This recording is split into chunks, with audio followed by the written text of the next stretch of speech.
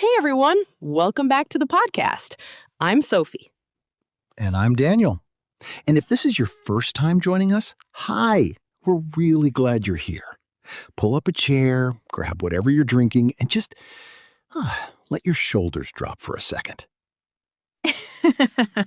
I love that. Let your shoulders drop. Most people don't even realize they've been tense all day.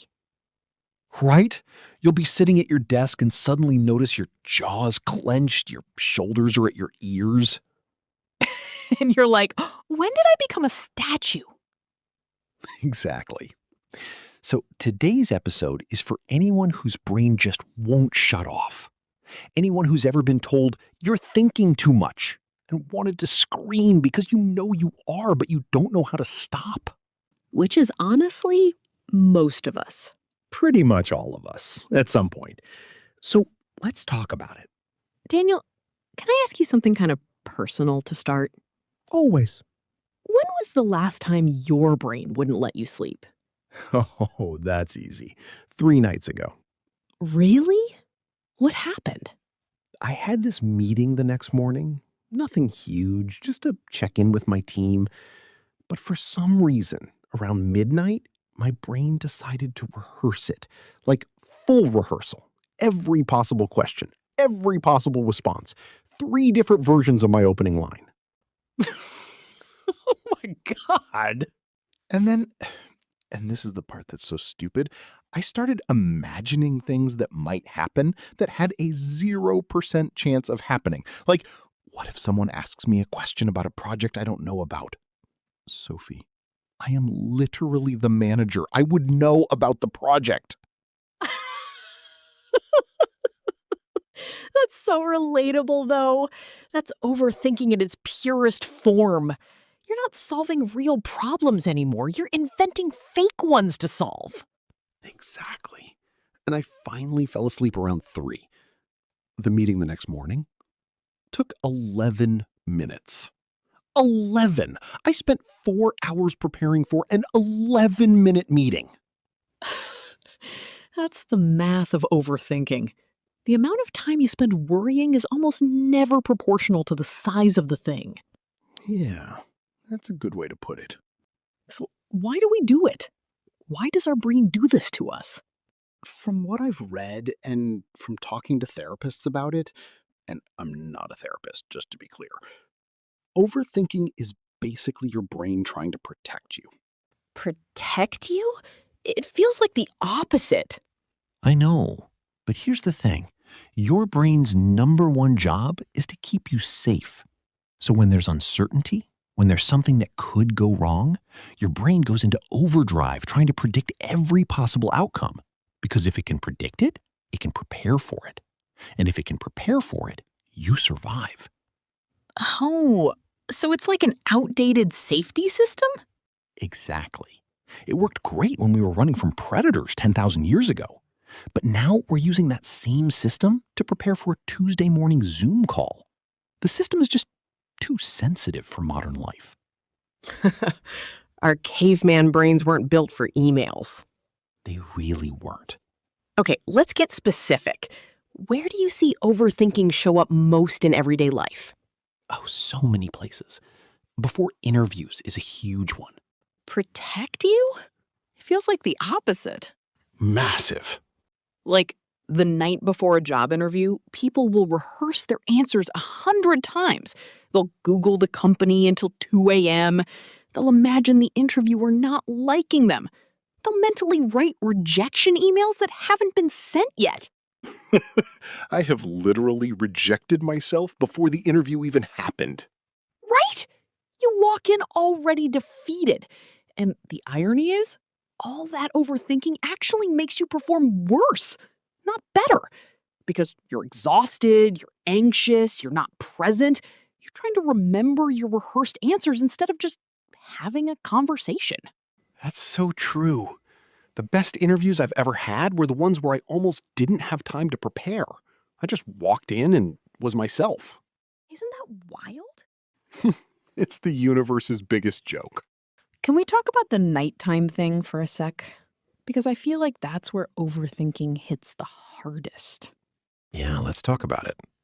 I went through this phase last year where I just couldn't sleep. Like, my body was so tired. I would lie down, I would close my eyes, and the second the lights went off, my brain would go, okay, showtime. Yes. And it wasn't even big stuff. It was like, did I lock the front door? Did I say something weird in that meeting last Thursday? What if my dog has a hidden illness? Am I behind on my career? Should I be married by now? Why did I say thanks, you too, when the waiter said enjoy your meal? Oh my god, the thanks you too thing haunts everyone. But seriously, it got to the point where I was running on like 4 hours of sleep for weeks, and it affected everything: my mood, my patience with people, my work, my skin, honestly. That's a real thing, though. Sleep deprivation from overthinking is no joke. It feeds itself, too. You don't sleep, so the next day you're more anxious, so you overthink more, so you don't sleep again. It's a brutal cycle. What finally broke it for me was, and this is going to sound so simple, but I started keeping a notebook by my bed. Oh, yeah? Yeah. Whenever a thought would come up, instead of letting it spiral, I would just write it down. Like, remember to email Mark. Worried about mom's appointment. Don't forget the dentist. And once it was on paper, my brain kind of let it go because it didn't have to hold it anymore. That's actually a really powerful trick. Your brain holds on to things because it's afraid you'll forget. Once it knows it's safe somewhere else, it relaxes. Game changer. Hey, real quick before we keep going, if you're enjoying this conversation and want more English podcast episodes like this, don't forget to subscribe to the channel and turn on notifications. We genuinely love to have you here for the next one. Yeah, and if this episode is hitting a little close to home tonight, do me a favor and share it with someone you know who overthinks too. Sometimes the best gift is just feeling less alone. Okay, back into it. Daniel, I want to get into something deeper. Where does fear of failure fit into all this? Because I feel like that's the root of so much overthinking. It's the root, in my opinion. Almost all overthinking comes back to fear of failure in some form. Fear of looking stupid, fear of being rejected, fear of disappointing people, fear of wasting time. Fear of being seen as not enough. Yeah, that's the big one. And here's what gets me. Most people who overthink are actually really capable. They're smart, they're competent, they have a track record of doing well. But none of that matters when fear of failure is running the show. Because fear doesn't care about evidence. That's true. I've watched some of the most successful people I know just crumble over small decisions. Not because they aren't capable, but because their brains have convinced them that one wrong move could ruin everything. And the cruel thing is, that fear actually causes the thing they're afraid of. They overthink so much that they freeze. They don't take action. And then they fail by default, not because they couldn't do it. Whoa. It's one of the saddest patterns I've seen. Smart people self-sabotaging because their brain told them they weren't ready. What about the past? Because I feel like overthinkers have this special talent for replaying things from like 7 years ago. The highlight reel of cringe? The highlight reel of cringe. That's exactly what it is. Everyone has one. Mine is from high school. I said something so stupid at a party in 11th grade. I won't even tell you what it was. And my brain still brings it up sometimes when I'm trying to fall asleep. Oh my God, that's so real. Like, my brain will be like, hey, remember that? Remember being 16 and saying that incredibly cringy thing? Let's relive it. And I'm 34. Let it go. It's amazing how vivid those memories stay. I can't remember what I had for lunch yesterday, but I can recreate an awkward moment from 2014 in 4K. Laughing than serious. But there's something real here, too. Replaying past mistakes. That's a form of overthinking we don't talk about enough. Because it feels productive. It feels like, oh, I'm reflecting, I'm learning. But you're not. You're just punishing yourself. Yeah, there's a big difference between reflecting and ruminating. Huge difference. Reflection has a purpose. You think about something to learn from it, and then you move on. Rumination is just spinning. You're going over the same thing again and again with no new insight. You're just hurting yourself in slow motion. That's heavy. It is. And I think a lot of people don't realize they're ruminating.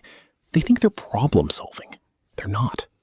Can we talk about anxiety for a second? Because I feel like overthinking and anxiety are basically siblings. They're more than siblings. They're like the same person wearing different outfits. Yes! Anxiety is overthinking with a physical body attached to it. It's when your brain has been racing for so long that your body finally goes, okay, we have to react. Your heart starts pounding. Your stomach hurts. You can't focus. Your chest gets tight. That's such a good way to describe it. And here's the thing. Once it gets to the physical stage, you can't just think your way out of it because your body is now part of the problem. So you have to do something physical to break the loop. Go for a walk, splash cold water on your face, do some deep breathing, stretch, anything to remind your body it's safe. I've started doing that thing where you press your feet really firmly into the floor and just notice the ground under you. It's so simple, but it actually works. Grounding. Yeah, that's a real technique. Therapists recommend it because it pulls you out of your head and back into your body. Because that's what overthinking does. It pulls you out of your body. You're not really here anymore. You're somewhere in the future or somewhere in the past. You're never in the room. That's a beautiful way to put it. Okay, let's give people some real tools. If someone's listening right now and their brain is in a spiral, what can they ask themselves to break out of it? I love this. Okay, I have 3 questions that have genuinely helped me. Let's hear them. First, is this thought a fact or a feeling? Because most overthinking spirals are based on feelings we're treating like facts. They probably hate me. That's not a fact. That's a feeling. I'm going to fail this. That's not a fact. That's a prediction. Just naming the difference takes some of the power away. That's so good. Second, will this matter in 5 years? If the answer is no, your brain doesn't need to spend 5 hours on it tonight. Most of the things we overthink will be completely forgotten by next month, let alone 5 years from now. That one's a classic. But it works. And third, what would I tell a friend who was thinking this? Because we are so much kinder to other people than we are to ourselves. If your best friend came to you and said, I'm worried I sounded weird in that meeting, you wouldn't say, yeah, you should worry about that all night. You'd say, dude, nobody noticed. You're fine, let it go. Tell yourself the same thing. That one always gets me. We really are our own worst critic. And our worst friend sometimes. Daniel, was there ever a moment in your life where overthinking really cost you something? Like, where it actually had consequences? Yeah, there was. Can you share? I had this opportunity, like 8 years ago. It was a chance to move to a different city and take a job that, in hindsight, would have been incredible for my career. And I overthought it. I overthought it for 3 weeks. I made spreadsheets. I made pros and cons lists. I asked everyone I knew. And by the time I made my decision, they had already offered it to someone else. Daniel. Yeah, and the kicker is, looking back, the answer was obvious. I should have said yes within 24 hours. But I was so afraid of making the wrong choice that I made no choice. And no choice is still a choice. That hits hard. It taught me something I still carry with me, though. Overthinking isn't safe. It feels safe. It feels like you're being careful.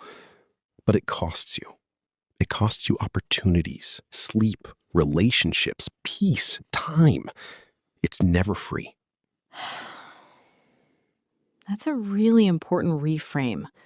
We treat overthinking like the cautious option, but it's actually the expensive one. Very expensive. What about negative thoughts specifically? Because overthinking and negative thinking always seem to travel together. They do. And I think it's because when your brain is in overdrive, it defaults to worst-case scenarios. It's not designed to imagine the best thing that could happen. It's designed to imagine the worst, so it can prepare you. Right. My brain has never once kept me up at night imagining how amazing tomorrow's going to be. Exactly. It's always disasters, always failures, always rejection. Never, what if everyone loves me and I get a promotion? Could you imagine? I would love to overthink in a positive direction for once.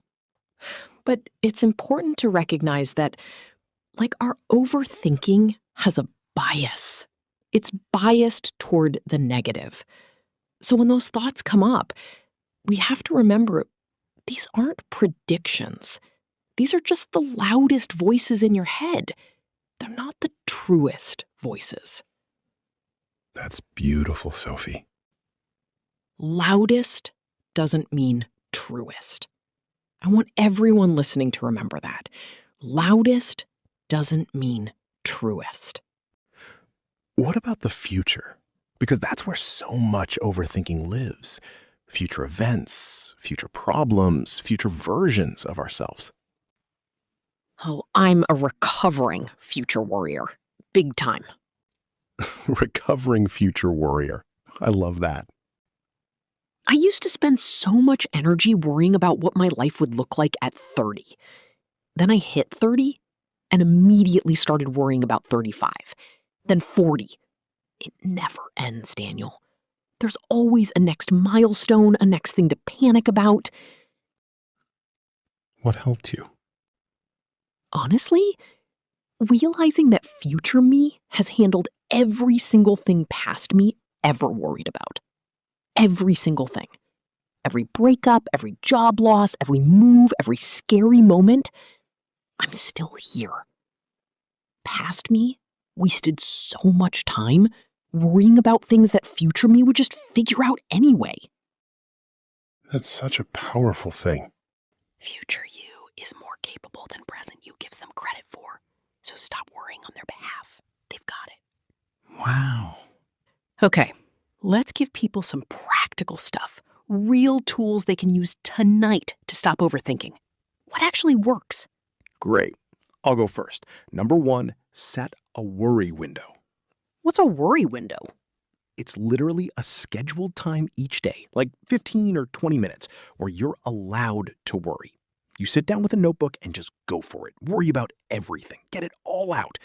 And then when the timer ends, you close the notebook and you're done. If a worry pops up later, you tell yourself, not now. Worry window is tomorrow at 5 p.m. Does that actually work? Shockingly, yes. Because your brain isn't trying to stop worrying, it's just trying to contain it. Once your brain knows there's a scheduled time, it relaxes. Okay, that's brilliant. Anything else? Number 2, move your body. Walk, run, stretch, dance, anything. Overthinking is your brain stuck in one mode. Movement forces it into a different mode. Yes. Some of my best mental clarity comes from going for a walk with no podcast, no music, no phone, just walking.